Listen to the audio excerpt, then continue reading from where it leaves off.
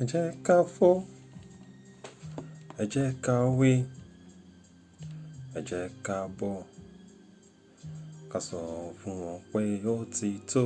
Ẹ jẹ́ ká fò, ẹ jẹ́ ká wí, ẹ jẹ́ ká bọ̀, ká sọ fún wọn pé ó ti tó, ó tó gẹ́.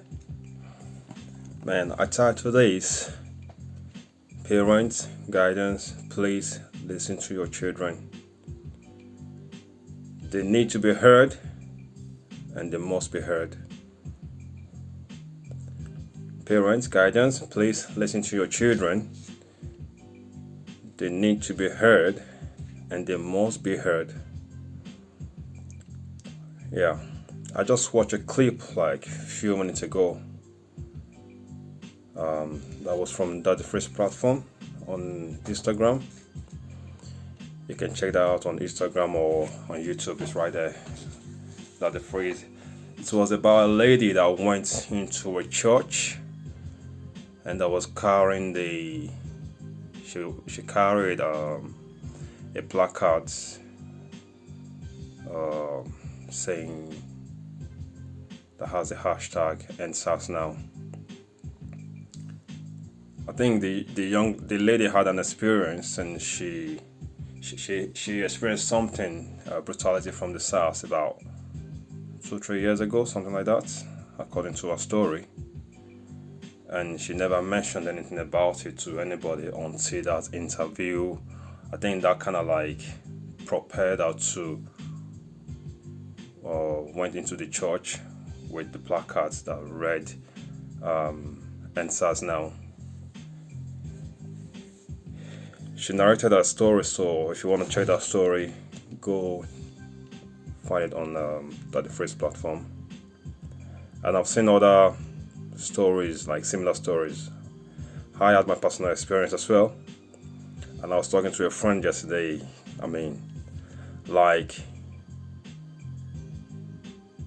9.5 of 10 Nigerians has at one point in time suffered harassment or brutality from the Nigerian police.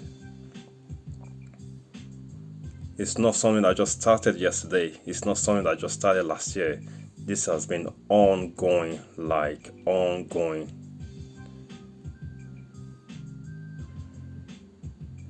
And our parents have a part to play in all this nonsense going on.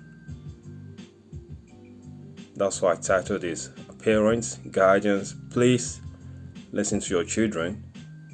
They need to be heard, and they must be heard. I had this experience as a teenager growing up. I was playing, I was in a basketball team called Liberty Spears. I think the team is still existing in Ibadan, Liberty Stadium, Ibadan. And my coach at the time his name is Kat. We call him Kat. I remember, I still know his real name, but I don't want to say it right here. Maybe he might not be happy about it, but his name is Kat, and he can bear me witness to this, to what happened this day. It was after it was an evening training, and we had an evening session after basketball, and we're all going home. In Liberty Stadium, there was this. There are two main gates. One is at the north side, and that gate leads to Liberty Road. And there's another one. No, one is the one in the south side. Let's say south side. That part of the south side of the stadium. That gate leads to Liberty Road. And there's another one. Those are the two main gates. There's another one on the north side, which leads to Ososami Road. So if you're peculiar with that area, you'll know what I'm talking about. So I think it was about 5:30 in the evening or 5:30 in the evening. We just finished playing. We had a training session, and that was it, and we were all going on. and there were all these police, offices or whatever they call it, situated in the Liberty Stadium, like, and there was this. So as we were going on, like we already knew, like, most of the time they shut the gate on the south side, the one that leads to Ososami Road. They shut it earlier than the one, compared to the one that at the north side, the one that leads to Liberty Road. But the group I was with that day, we were going to our journey back home to where we're going was like, we need to use that exit on the south side. So we had no choice. We knew they're gonna shut the gate already, or we knew that the gate would have been shut already. But we have no choice. We knackered already. We just want to get out of the stadium and go home. So we didn't use the northern gate, the gate on the north side, because that means we have to go all the way around to get to Ososami Road, and we don't have T fare, like transport fare, to get the taxi or whatever to get back home. We have to walk, and our walking back home is about from Liberty Stadium to where we live at the time, Anfani. Let's say about 30 minutes walk. So imagine, after training, you have to walk 30 minutes back home. And if you have to use the northern side of the exit, we're talking about extra 15 minutes. So we decided to walk towards the south side of the stadium, and just to scale the fence, to jump through the fence to go home. So as we were like approaching the fence, some of my group was lucky enough to have jumped through. In fact, I was trying to help somebody to scale the fence, then I was the last one to get out of the place. But we didn't know that there was a policeman hiding somewhere, just like, he's looking for someone to, as usual, to harass. So as I was the last one to get out of the place, the guy just came up from behind a tree. There was a tree near that fence. He came up from behind the tree. We didn't see him. We didn't know he was hiding there. He came out, dragged me from, as I was trying to jump the fence, he dragged me, and he was like, you are only, he was like, I'm in trouble today, like. And he had this machete. We call it cutlass, or in Nigeria we call it cutlass, but here in the English call it machete.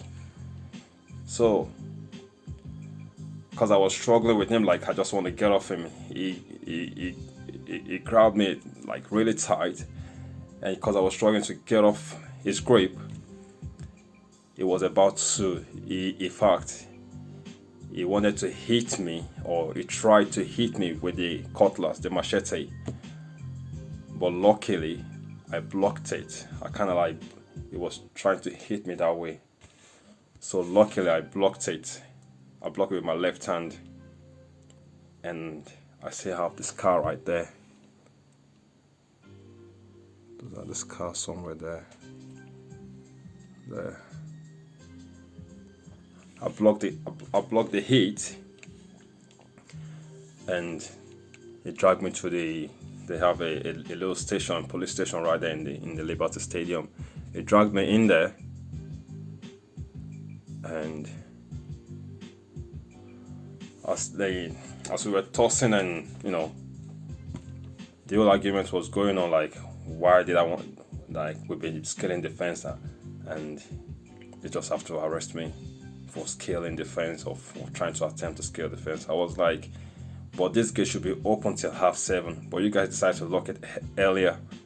So I had no choice we have no choice than to scale the fence, because you still have like a 30 minutes walk to do back home, and we're not going to go through the other gates. We had this argument, but he just won't let me go. In fact, I managed, right in the station there, I managed to escape again. Like I ran towards the northern gate. As I was running towards the northern gate, he chased me. But unfortunately for me that day, I could have escaped.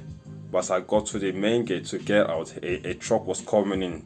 That was coming in to deliver some drink because there were some shops in the stadium at the time, like around the stadium.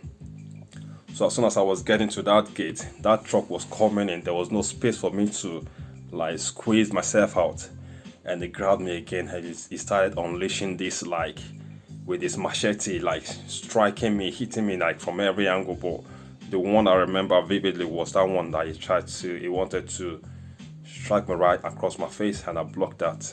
So he dragged me back to the police station, and that was it that day. It was a Friday evening, and my older brother was among us that day. He came back into, like, I think my older brother and my last one and my younger brother, they came back in to to see if they can get me out, but it didn't work. They locked me in. I slept in the cell that day all night on the Friday night. It was on the next morning, Saturday morning, because we had another on Saturday morning. We always have a training session as well at the stadium. So it was in the morning that my coach, Kat, and my brother and some few teammates came to bail me out. I think at the time they paid about 1,500 naira to get me out of the cell. And I said to that policeman, I hope I will see him again or meet him again somewhere.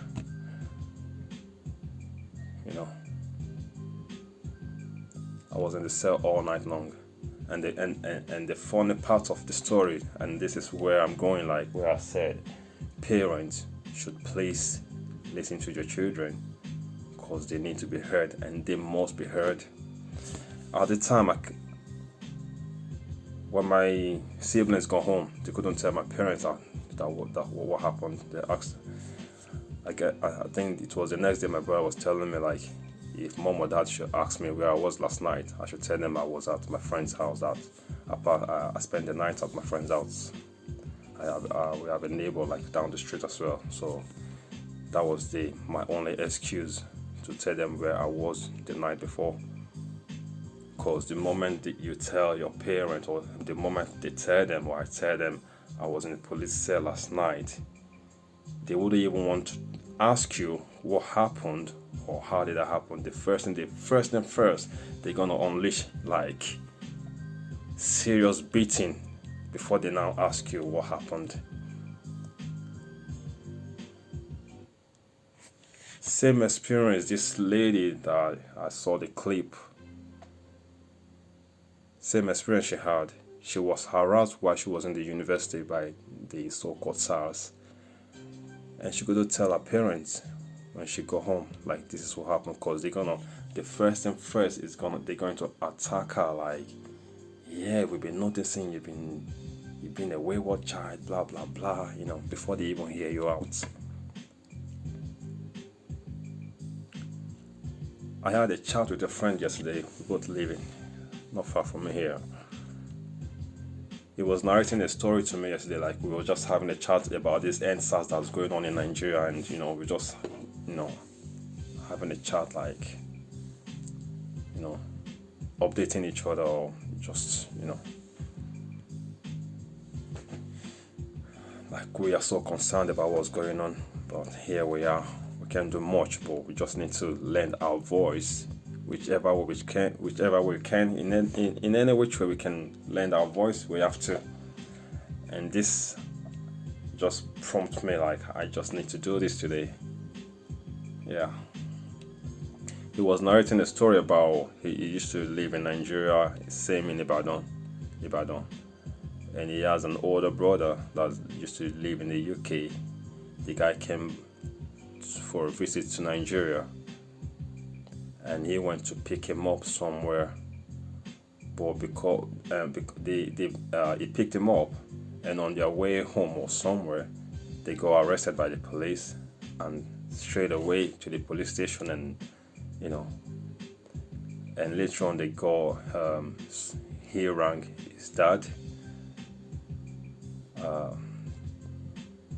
and the dad came down to the police station to see, like, to bail them out. And when his dad arrived, he didn't question the police people, like, what was their offense or what happened. The first thing was he attacked them, like, oh, you are coming to Nigeria, you didn't tell me you were coming, and you went to pick him up and you didn't tell me. You are both, it was just, livid and angry with them to start with, like unleashing his anger on them right there at the police station. So it's like he's taking side with the police when he should have asked, like, why were they arrested in the first place? Arrested for no offense. And there are a series of this type of stories everywhere, like what the Nigerian police has been doing to its citizens, like, for years.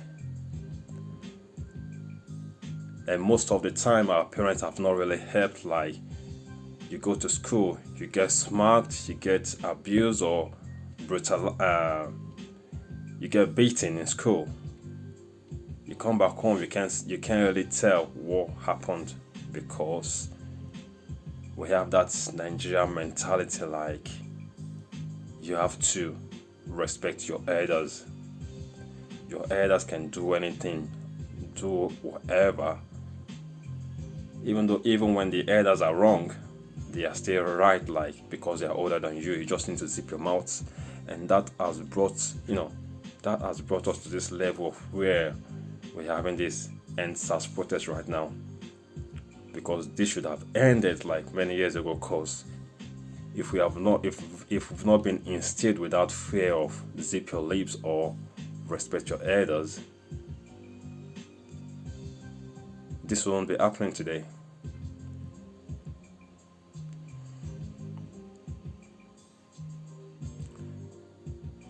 What is happening in Nigeria today, like the EndSARS situation right now, is something that should have happened, like, maybe when I was 5 or 6 years old, or even before I was born. But we've been silenced and silent and silent and silent. I don't know. I don't understand the reason of silencing us. Silencing your own children. And that has given those people in what's it called? In the position of authority to just ride on everybody. Anyone possible, they just ride on you, because even when your parents come, your parents that should be speaking on your behalf, or that should be sticking up for you, your parents are gonna be the first people to attack you, like, before it maybe later on they're gonna ask you what happened.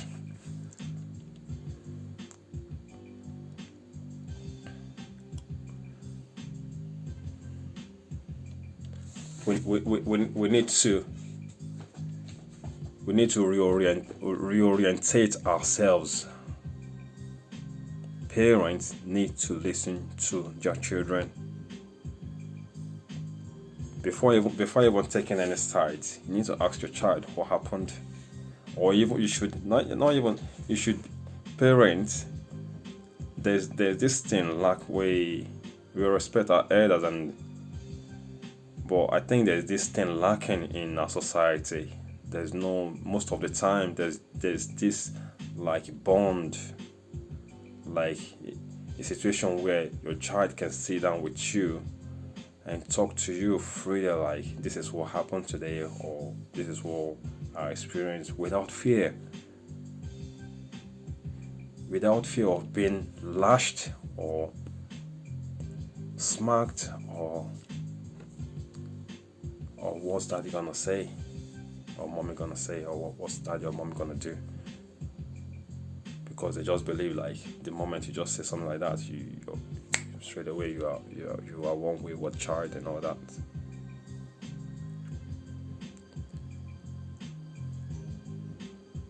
And as a parent, with what's going on today, you parents need to support what is going on today, no matter how old you are.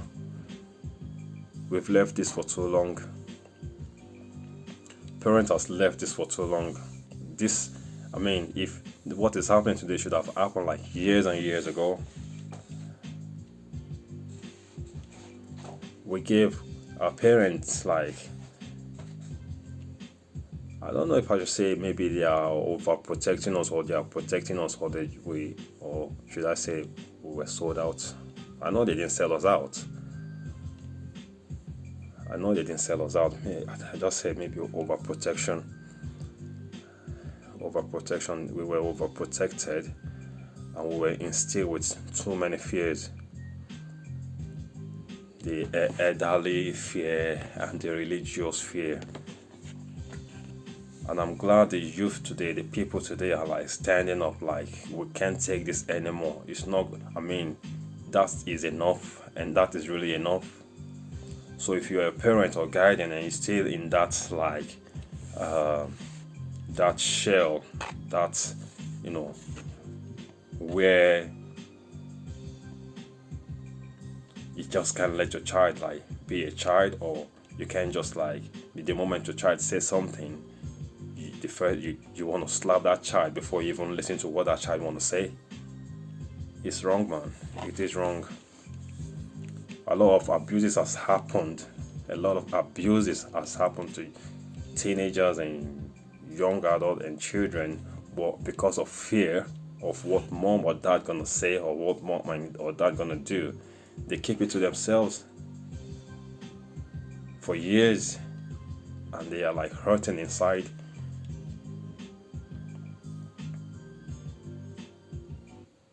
We need a reorientation. Our parents need a reorientation. We, the people, the teenagers, the one that know what's going on or understand what is going on at the moment, fine. And parents and young ones, and we need to understand, like, at this time and age, what we have, our smartphone, is one of a very useful weapon that we can use to defend ourselves in today's world, whichever way we can, especially in our society. If you are getting attacked or harassed by a police officer or whoever, if you are in a group, or if you're by yourself and you think you're in a public place and you feel like you have a bit of safety, even make sure you use your phone and do some recording. If the police is saying, slapping you or whatever, that you can't record, let them understand they are public figures, they are public officers. You have the right to record them, because that's your only proof. At the time when this happened to me at the stadium, we have no phone at all, no mobile phone. We don't even have a landline, let alone a smartphone, or a mobile phone, or a smartphone. Where you want to see them? Where you want to see smartphone? You never even say landline, you want to see smartphone. But today's world, in fact, what am I saying? In 2015, I had similar experience where I don't want to make this video long. I got stopped. Me and my friend got stopped on a Okada, a bike. And what was the offense? The police people, or SARS, or whatever they call them, whatever is going on, this what is going on today is not just about SARS. It's all about Nigerian police, the army, even civil. Anyone that you see with one uniform, they just come out, begin oppressed. You get one small uniform, they're gonna operation straight. And I'm not saying this has to do with every policeman or every SARS or every people in authority, but majority, I can say maybe 98% of them 98 or 95% are like serious lunatics, no head. This guy, we was on this bike. The guy was trying. We were going somewhere, and these police people in Mufti cornered him like he's using the wrong route. They took his bike. So I was there with my friend, like, no, we can't just go away like that. Let's see how we can help this guy to get his bike, because I just thought that was in 2015. I was in Nigeria for a visit, and I was thinking like, we can't just leave this guy like that, because I'm very sure he's a young chap. Like, I believe that must be his means of survival, his livelihood. So I thought, let's just see how we can help him get our bike out from these people. We were just there talking, and these fools, about 3-4 of them, just came like, we want to search you. I'm like, search me for what, or search us for what? So, we are police officers. I'm like, okay, identify yourself. They were showing me their ID. So I'm like, okay. I brought out my ID. I showed them. My friend brought out his ID. Showed them, and they were like, we need to go to the police station. I'm like, this happened in Orita Challenge. Orita is just close to the police station near Orita area, Ibadan. And it was like, we need to go to the police station. So I'm like, I'm not going anywhere. I've not committed anything. We've not committed anything. We're just here talking how we can get that guy's bike out from you guys. Cause why did he took the bike off him? He said he was using the wrong route. Okay. So what is this? What has this got to do with us? And like, your boss would like to see us for what? But knowing the kind of people they are, animals that they are, fools that they are. At that spot, I was ringing a few of my friends, like, okay, this is what's going on. And I have a friend, a very good friend of mine. He's he's a mobile police, and I believe he's a good guy. I hope so. He was the one that was like saying, like, you know what? Do not argue with them. Don't argue. Make sure you go to the police station. I was like, why should they go to the police station? What's going on here? He said, for our own good, follow them to the police station. When you get there, you can now say whatever you want to say or anything, but please don't argue right there. I didn't really understand it at the time. It was later on I understood what he was trying to say, and good job I listened to him. Good job I listened to him at the time. Good job I listened to him. Because I was raging at the moment, at that point in time, like, what is this? Yeah, one of them fools was saying because I had a tattoo on my neck and I had a tattoo in my hand, like, I was like, so what? So what? I have a tattoo, so that makes me man. We go to the police station, and they brought out some papers that we need to write a statement. I'm like, statement for what? I flung the paper, like, like, you fucking write this statement and I'll read it and I'll sign it if it's like something I need to sign. You've arrested me. It's your job to, if you feel like I've committed something and you're arresting me, it is your job to write what I've done and I'll read it. I shouldn't be the one writing the statement. Are you mad? To cut the long story short, they won't collect pepper. Egunje.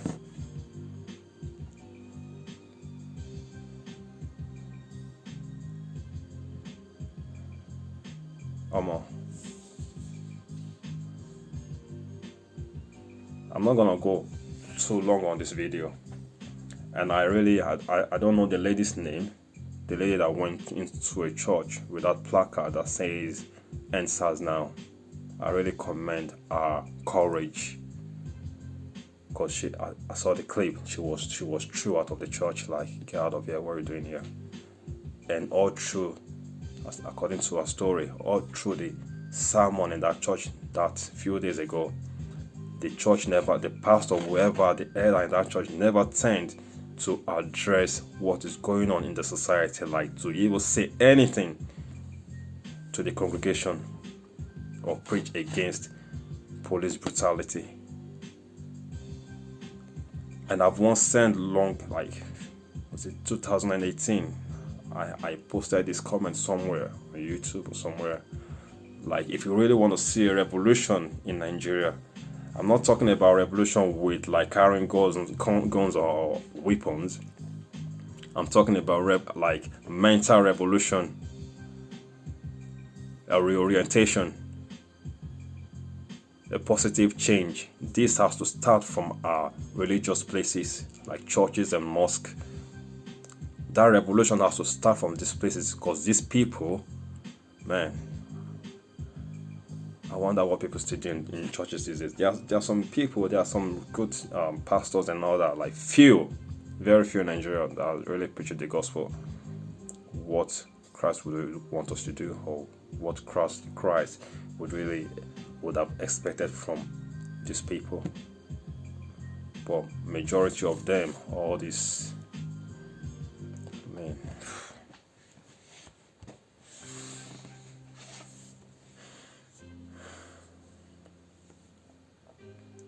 So, in a nutshell, parents, please listen to your children. They need to be heard, and they must be heard. Because if our parents gave us that opportunity where we're growing up to listen to us, to hear us, to be patient with us, and to even give us that confidence, like, this is wrong, we need to do this, like, ginger or say, man, waiting they happen. All this nonsense not going to happen today now. It would have dragged this long where we're now coming out saying end SARS now. Now only SARS will suffer for Nigeria. 60 years. I did a clip on that. It's fucking, 60 years minus 60. 60 years. You see they go through this nonsense. Minus 60. It's 60 years, but I put minus 60 there because it's like we just like in the primitive, in the Stone Age. We're not just suffering only SARS. We're not only suffering only police brutality. We're suffering no electricity. Hardly can any area in Nigeria boast of 24 hours electricity, or even a month, where you won't say 1 month, like a week electricity. No water, no road, no education, kids on the street hawking. As in, kids 5, 6, 7 years old on the street hawking pure water, gala and all that. I did the same growing up. Nearly like, man. You say our parents don't ginger us then, even when we were young, when we were small self, when we don't, as in, person don't want to die, make it die, person don't want to go survive, make we don't put these people straight, put our institution straight, like, this can't be happening in a land of plenty. Not be all Nigerians get business for abroad, for UK or for US. We really don't have business here, being here. But because our country just like frustrates you, you just need to get out. You just want to get out. Americans, British are supposed they come Nigeria, can't they apply for job, can't they beg for job self? Now reverse is the case. Even with the beg, go Ghana, go South Africa, go look for job, go look for seeking for greener pastures. So I'm gonna use this opportunity to appreciate people that have stood up this time around, Nigerians that have really stood up, and I beg you all to stay awoke, because these fools can be trusted.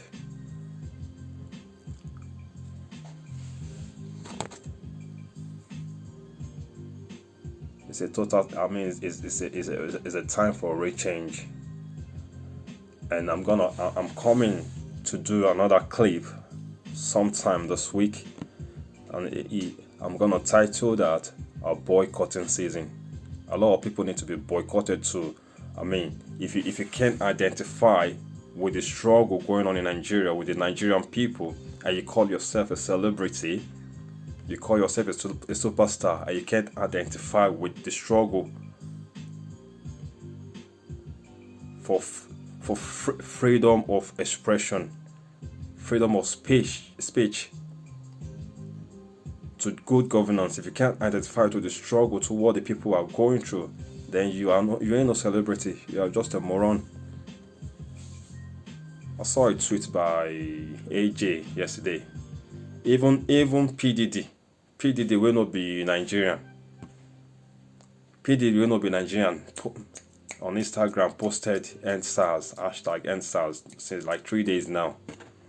You'll be Nigerian. Can't they come out the Nyanopata?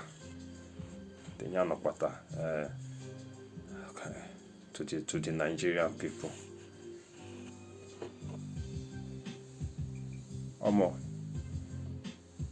It's a boycotting season now.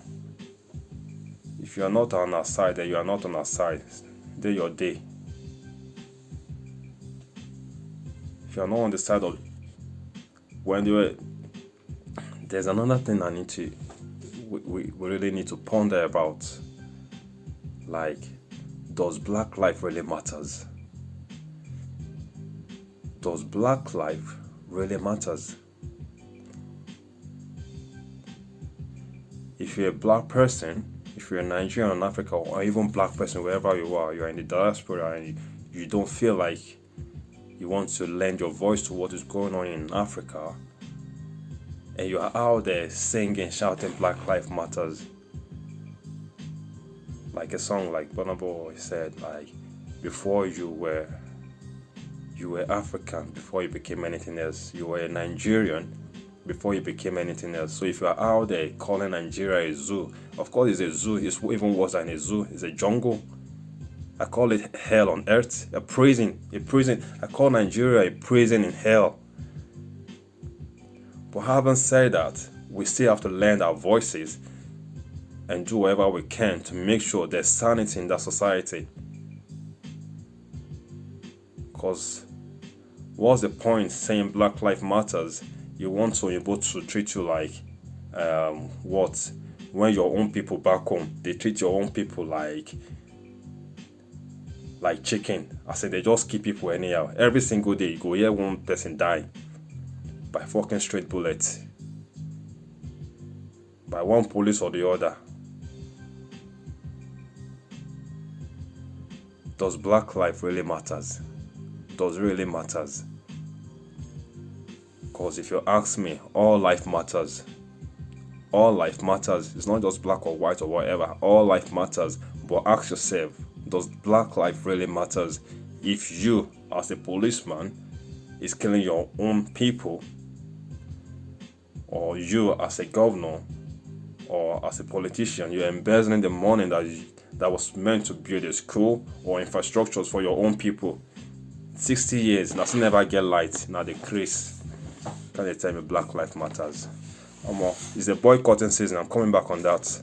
Alright. I'll speak to you guys later.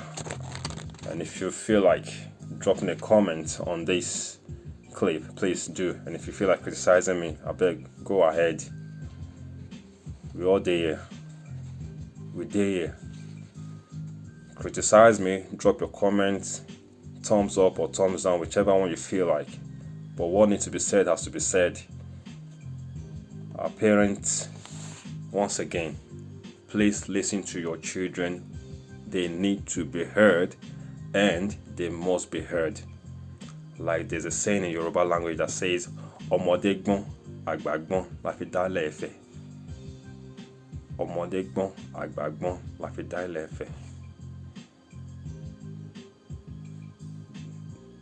Ọmọdé gbọ́n, the younger ones the children are smart and intelligent. I know that for sure. I've experienced it. and I'm going through it at the moment for sure. Don't think because they are children they have no brain. No, they have something up there and it's working. So long they are not born disabled, there's something out there that's functioning. Ọmọdé they are smart. Àgbàgbọ́n, their older ones are smart as well. That's how it is this combination of this knowledge or understanding or intelligence that you use to build a nation. A nation is not built by one group or one person. It's a combination of ideas. Ọmọdé àgbàgbọ́n àfi dálẹ̀ ẹ̀fẹ̀. So don't be silencing your children or don't be pushing them aside like they mean nothing. And that ọ̀rọ̀ pọ̀, but man, I need to cower. So yeah, remember the chorus. Jẹ́ ká fò, ẹ jẹ́ ká wé, ẹ jẹ́ ká bọ́, ká sọ fún wọn pé ó ti tó, ó tó gẹ́. Right. Follow me on YouTube, Extremist TV, Instagram, Ace_Silbraze, Twitter, Ace, I'll look that up later, and Facebook, Ace Abiankem. And I'll be coming back soon with a title called Boycotting Season. Some people need to learn. Yeah, we all need to learn. I'm learning as well, but we all need to learn and we all need to come together. But at the same time, if we can agree on something positive that's going to benefit especially the less privileged, then these people need to be boycotted. They don't exist. If you feel like this less privileged people doesn't exist, you yourself, you know exist. So don't come the form stuff for us. Shalom.